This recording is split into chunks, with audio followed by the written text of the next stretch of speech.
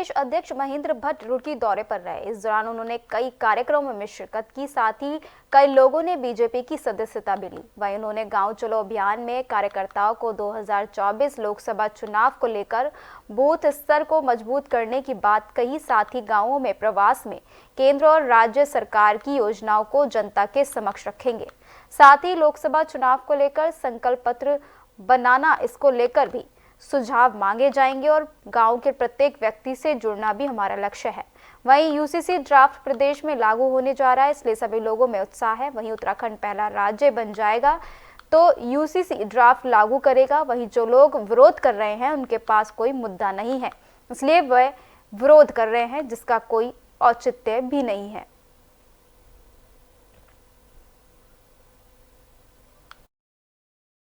अखिल भारतीय कार्यक्रम है और लोकसभा चुनाव की दृष्टि से हम लोग बूथ मजबूत, बूथ जीता चुनाव जीता इस भाव के साथ हमने तय किया इस बार लोकसभा के प्रत्येक बूथ को हम जीतेंगे।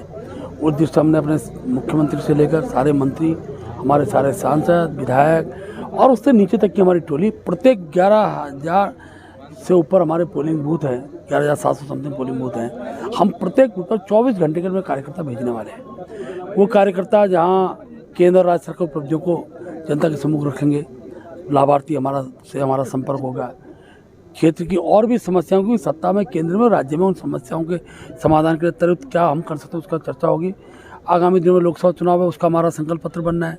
संकल्प पत्र के लिए क्या सुझाव नीचे से बूथ स्तर से गांव से आ रहे हैं उसको हम तय करने वाले हैं।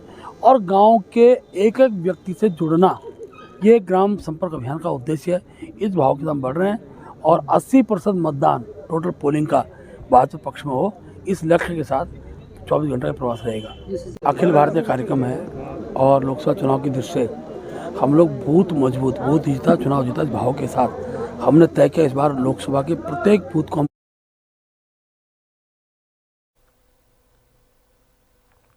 उत्तराखंड में बीजेपी ने पूरी तरह से चुनावी बिगुल फूंक दिया है। बीजेपी ने वर्चुअल तरीके से प्रदेश की सभी 5 लोकसभा सीटों के लिए कार्यालय का उद्घाटन किया। इस मौके पर टिहरी लोकसभा के कार्यालय का उद्घाटन बीजेपी प्रदेश प्रभारी दुष्यंत गौतम, सीएम पुष्कर सिंह धामी, प्रदेश अध्यक्ष महेंद्र भट्ट सहित पार्टी के वरिष्ठ नेता मौजूद रहे। प्रदेश प्रभारी दुष्यंत गौतम ने कहा कि भारतीय जनता पार्टी की प्राथमिकता में 5 लोकसभाओं के कार्यालयों का वीडियो कॉन्फ्रेंस के द्वारा उद्घाटन किया गया। साथ ही उन्होंने कहा कि इस मौके पर सभी लोकसभाओं के सभी प्रभारी, सह प्रभारी, संयोजक, सह संयोजक, विस्तारक सहित सभी लोग मौजूद रहे। उन्होंने कहा कि आज चुनाव का बिगुल उत्तराखंड में बज चुका है। सभी कार्यालयों के माध्यम से सभी योजनाओं का आगे क्रियान्वयन किया जाएगा। सभी कार्यालय संस्कार केंद्र की तरह काम करेंगे।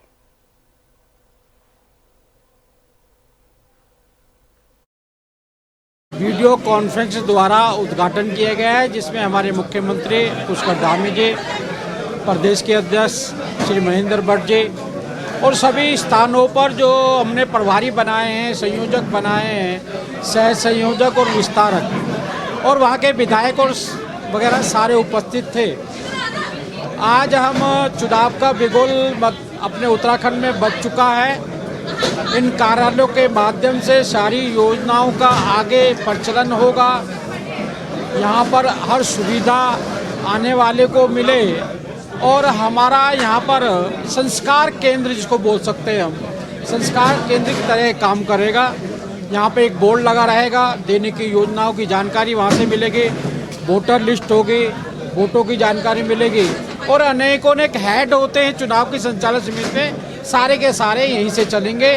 और आज जो ऐसा संकल्प लिया गया है कि पहले से हम 10-15% वोट बढ़ाकर 2.5-3 लाख से ऊपर सारी सीटों को जीतने का हमने संकल्प लिया।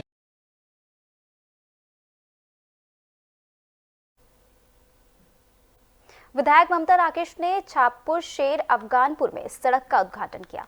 इस दौरान ग्रामीणों ने विधायक का आभार जताते हुए जोरदार स्वागत किया। विधायक ममता राकेश ने कहा कि क्षेत्र के कोने कोने तक विकास पहुंचाया जा रहा है, सड़क के कार्य भी तेजी से किए जा रहे हैं। आगे उन्होंने कहा कि ग्रामीणों की समस्या के लिए वे सदैव तत्पर हैं। ग्रामीणों की समस्या का तुरंत समाधान किया जा रहा है। ममता राकेश ने बताया कि फिलहाल छापुर शेर अफगानपुर गांव में 40 लाख रुपए की लागत से इंटरलॉकिंग टाइल्स का निर्माण किया जा रहा है, जिसका आज शिलान्यास किया गया। इसके अलावा क्षेत्र में करोड़ों के कार्य कराए जा रहे हैं। भगवानपुर में जल समस्या को लेकर नाले का निर्माण कराया जा रहा है। इसके अलावा विधानसभा भगवानपुर के हर गाँव में कार्य कराए जा रहे हैं। उन्होंने कहा कि लोगों की हर समस्या को ध्यान में रखकर उनका समाधान कराया जाएगा।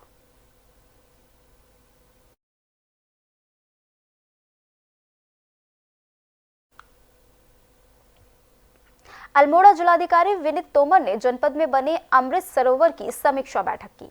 इस दौरान जिलाधिकारी ने अधिकारियों को निर्देश दिए कि जिन अमृत सरोवरों में पर्याप्त पानी है उनमें आजीविका से संबंधित पर्यटन, मत्स्य पालन जैसी संभावनाएं तलाशी जाएं।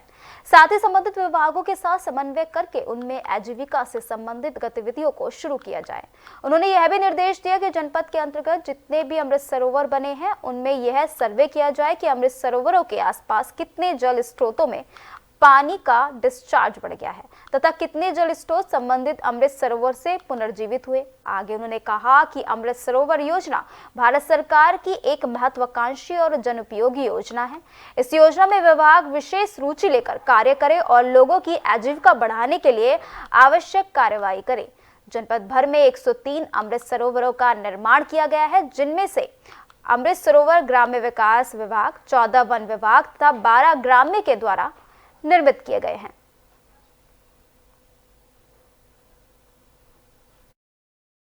ये पिछले कुछ वर्षों में हमारे जनपद में लगभग 103 के आसपास अमृत सरोवर का निर्माण किया गया है और अब इसमें एक योजना ये तैयार की जाएगी कि इनका कैसे बेहतर उपयोग किया जा सकता है और वर्तमान इनकी स्थिति क्या है।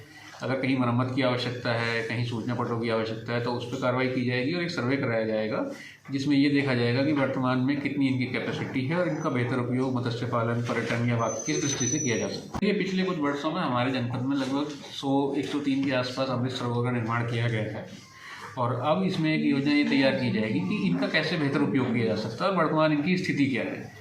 अगर कहीं मरम्मत की आवश्यकता है, कहीं सूचना पटों की आवश्यकता है तो उस पर कार्रवाई की जाएगी और एक सर्वे कराया जाएगा जिसमें ये देखा जाएगा कि वर्तमान में कितनी इनकी कैपेसिटी है और इनका बेहतर उपयोग मत्स्य पालन, पर्यटन या बाकी किस दृष्टि से किया जा सकता है। ये पिछले कुछ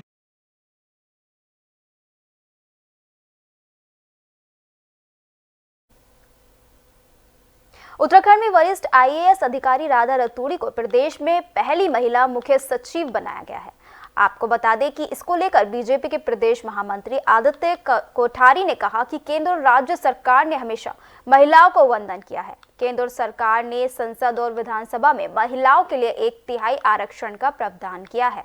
आगे उन्होंने कहा कि ये हमारे लिए अच्छी बात है कि राधा रतूड़ी SDM से लेकर मुख्य सचिव तक का सफर तय किया है और वो उत्तराखंड की हैं। आपको बता दें कि IAS राधा रतूड़ी ने बुधवार को मुख्य सचिव डॉक्टर SS संधू के रिटायरमेंट के बाद अपना मुख्य सचिव का चार्ज लिया। ये हमारे लिए एक बहुत अच्छी बात है और भारतीय जनता पार्टी हमारी केंद्र और प्रदेश की सरकार मातृशक्ति का बंधन करते हुए आई है। केंद्र ने भी लोकसभा और विधानसभा में 1/3 30% सीटें महिलाओं के लिए आरक्षित की हैं। उत्तराखंड में भी हमारी पहली महिला मुख्य सचिव मिल रही हैं और ये भी बड़ी सौभाग्य की बात है कि वो यहीं की रहने वाली हैं। यहाँ उनका ससुराल है। यहाँ प्रारंभ से लेकर के यानी SDM से लेकर के और चीफ सेक्रेटरी तक का उनका सर्विस का ये कार्यकाल रहेगा। ये बहुत अच्छा रहेगा। ये हमारे लिए एक बहुत अच्छी बात है। पहाड़ों की रानी मसूरी में मौसम ने करवट बदल ली है। मसूरी में देर रात को हल्की ओलावृष्टि और बारिश होने से तापमान में गिरावट दर्ज की गई है। मसूरी के आसपास के क्षेत्रों में काफी ठंड बढ़ गई है। वहीं आपको बता दें कि धनौल्टी में बर्फबारी शुरू हो गई है। इसी के साथ मसूरी में भी बर्फबारी होने की उम्मीद जाग गई है।